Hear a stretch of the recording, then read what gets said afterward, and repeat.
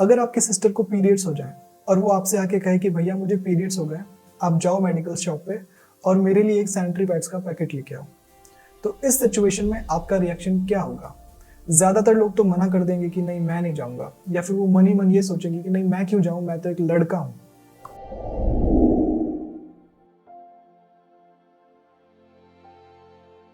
या फिर अगर हम ना चाहते हुए भी दुकान तक चले जाएं तो हम दुकानदार को धीमी आवाज में कहते हैं इधर उधर देख के कि कोई सुन ना ले, भैया एक सैनिटरी पैड्स का पैकेट देना। वैसे तो दुकानदार जो होते हैं वो इन पैड्स को कोई न्यूज़पेपर में या फिर पॉलिथीन में कवर करके देते हैं। वैसे भी मैंने कोई मीम में पढ़ा था अभी कि न्यूज़पेपर जो है वो सच्चाई छुपाने का काम ज्यादा कर रहे हैं और सच्चाई दिखाने का काम कम कर रहे हैं। एनीवेज, तो अगर वो बिना न्यूज़पेपर में कवर करके देंगे तो हम क्या कहते हैं उन्हें कि भैया इन्हें कवर करके दो, ऐसे मत दो। यहां तक तो हमने ये समझा कि किस तरह से एक जो मेल होता है वो सैनिटरी पैड्स खरीदने से घबराता है या फिर हेजिटेट करता है। चलो एक और रियल लाइफ एग्जांपल लेते हैं और समझते हैं कि कैसे फीमेल भी हेजिटेट करती है।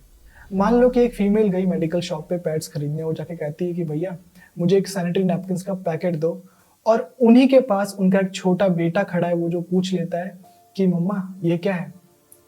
तो वो जो लेडी होगी वो किसी ना किसी तरीके से उस क्वेश्चन को इग्नोर करने की कोशिश करेगी। लेट्स से वो कह देगी कि बेटा ये तुम्हारे जानने की कोई चीज नहीं है, तुम्हारे लायक कुछ भी नहीं है जो तुम्हें जानना चाहिए। क्या लगता है आपको, क्यों एक मेल जो होता है वो इतना हेजिटेट करता है या फिर शर्माता है पैड्स खरीदते वक्त? यही अगर समझ लो किसी लड़की को चोट लग जाए और उसे ब्लीडिंग हो रही, तो क्या वो लड़का यही कहेगा कि नहीं नहीं मैं तो आदमी हूं, मैं नहीं जाऊंगा, बैंडेड मैं नहीं खरीद सकता? कहेगा कैसा? बिल्कुल नहीं कहेगा। तो पैड्स के वक्त ऐसा क्यों होता है? एक औरत को मेंस्ट्रुएशन के दौरान डर्टी यानी अपवित्र कंसिडर किया जाता है। मेंस्ट्रुएशन, जिसे हिंदी में मासिक धर्म कहते हैं, मासिक धर्म एक औरत की लाइफ का मोस्ट इंपॉर्टेंट और नेचुरल बायोलॉजिकल प्रोसेस है। तो ये डर्टी या फिर अपवित्र कैसे हो गया? एक डेटा के हिसाब से 23% से ज्यादा इंडियंस गर्ल्स को अपने पहले पीरियड्स के दौरान स्कूल छोड़ना पड़ता है। यहाँ पे छोड़ने का मतलब ये बिल्कुल नहीं है कि छुट्टी लेनी पड़ती है, इसका मतलब ये है कि ड्रॉप आउट करना पड़ता है, इस डर से कि वो पब्लिक में पीरियड्स कैसे मैनेज करेंगी। No one fails to notice the stains on a girl's skirt. In fact जिस कपड़े पे पीरियड्स का ब्लड लगा हो उसे शेमफुल कंसिडर किया जाता है। यहीं अगर समझ लो कि कोई कपड़ा है उस पे चोट का खून लग जाए तो क्या उसे शेमफुल कंसिडर किया जाएगा? Of course not. हर बार जब हम सैनिटरी पैड खरीदने दुकान पे जाते हैं तो दुकानदार उस पैकेट को पहले न्यूज़पेपर में लपेटेगा, फिर एक ब्लैक पॉलिथीन में डालेगा ताकि किसी को पता ना लगे कि उसमें आखिर है क्या। क्यों सिगरेट खरीदना या फिर अल्कोहल खरीदना बिल्कुल नॉर्मल है और सैनिटरी पैड खरीदने में हेजिटेशन होती है, ये जानते हुए भी कि सैनिटरी पैड जो होता है वो बहुत ज़्यादा इंपॉर्टेंट है वीमेन की हेल्थ के लिए। इस सवाल का आंसर जानने के लिए एक सर्वे किया गया और उस सर्वे में बहुत सारे शॉपकीपर से ये सवाल पूछा गया कि ऐसा आखिर क्यों है। तो उनमें से काफ़ी शॉपकीपर्स ऐसे हैं, उनका कहना है कि एक वीमेन या फिर एक गर्ल का जो कैरेक्टर होता है वो कवर्ड रहे तो ही अच्छा है।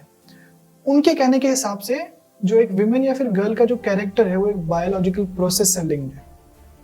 इंडिया में 355 मिलियन वीमेन है और उनमें से सिर्फ 12% यानी 12% वीमेन ऐसी है जो पैड्स यूज करती हैं। बाकी 88% कभी हस्क या फिर कभी एशेस, इवन न्यूज़पेपर्स यूज करती है ताकि वो ब्लड को एब्जॉर्ब कर सके। ऐसा क्यों? ताकि किसी को पता ना लगे कि उन्हें पीरियड्स हैं। इसको इतना बड़ा टैबू बना रखा है कि फ्रेंड्स और फैमिली के साथ इस बारे में बात भी नहीं करी जा सकती है। एक लड़की अपने भाई या फिर पापा के सामने अपनी मम्मी से मेंस्ट्रुएशन के बारे में बात नहीं कर सकती है। इस मामले में तो एड कंपनी वालों ने भी कोई कसर नहीं छोड़ी है। वो पैड्स पर ब्लू सोल्यूशन गिरा के बताते हैं कि कैसे हमारा पैड जो है वो बेटर एब्जॉर्प्शन कर पाता है। उन्हें कोई ये बताया कि women bleed red but not blue. AIDS में तो लड़कियों को कूदते हुए, खेलते हुए या फिर दौड़ते हुए दिखाया जाता है, लेकिन असल में अगर देखा जाए तो पीरियड साइकिल के जो शुरुआती दिन होते हैं वो बहुत ज्यादा पेनफुल होते हैं। तो लड़कियां उस समय दौड़ना, कूदना या फिर ऐसी इंटेंस एक्टिविटीज बिल्कुल प्रेफर नहीं करती है, वो प्रेफर करती है रेस्ट। दोस्तों, दुनिया में ऐसे भी कल्चर्स हैं जहाँ पे मेंस्ट्रुएशन को अलग नजरिए से देखा जाता है। वहाँ पे मेंस्ट्रुएशन को एक वुमेनहुड में एंटर होने का इनिशिएशन माना जाता है और लड़कियों को ऑनर करके ये मैसेज दिया जाता है कि ये कोई टैबू नहीं है। अक्षय कुमार की एक मूवी भी आई थी पैडमैन। उस मूवी ने लाखों लोगों पर, इनफैक्ट लाखों से ज्यादा लोगों पर पॉजिटिव इम्पैक्ट डाला और उन्हें एजुकेट किया। ऐसी मूवीज एक मैसेज देती है, लेकिन दोस्तों, एक तो बात हो गई कि हम पीरियड्स के बारे में बात कर रहे हैं, एक बात हो गई कि हम उसे प्रैक्टिकली लाइफ में फॉलो कर रहे हैं। इन दोनों में बहुत ज़्यादा फ़र्क है। जब तक हम प्रैक्टिकली फॉलो नहीं करेंगे तो फिर क्या ही मतलब हो गया इस मैसेज का। क्या आप जानते हैं कि साल में एक ऐसा भी दिन है जिसे world menstrual hygiene day consider किया जाता है? अगर यस, तो नीचे कमेंट करके बताएं कि ये दिन कौन सा है। मेंस्ट्रुएशन को एक टैबू कंसीडर किया जाता है, ये तो हमें समझ में आ गया, लेकिन इस टैबू के मार्क को कैसे हटाएं, ये एक क्वेश्चन है। इसमें यह किया जा सकता है कि जो विमेन है, जो औरतें हैं, वो अपनी फ्रेंड्स और फैमिली के साथ, स्पेशली जो मेल मेंबर्स हैं, उनके साथ बात करें पीरियड्स के बारे में।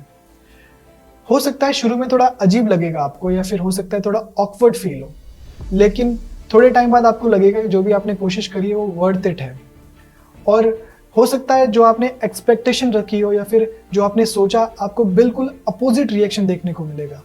लेकिन आपको उस समय बिल्कुल प्यार से समझाना है कि जो भी ये है मेंस्ट्रुएशन और जो पीरियड्स, वो बिल्कुल नॉर्मल है और नेचुरल है। अगर आपको ये वीडियो अच्छा लगा है तो इसे लाइक ज़रूर करें और ज़्यादा से ज़्यादा लोगों को शेयर करें ताकि वो भी इस टॉपिक के बारे में एजुकेट हो सकें। This is it for today. For more such content keep watching brain एक बीइंग।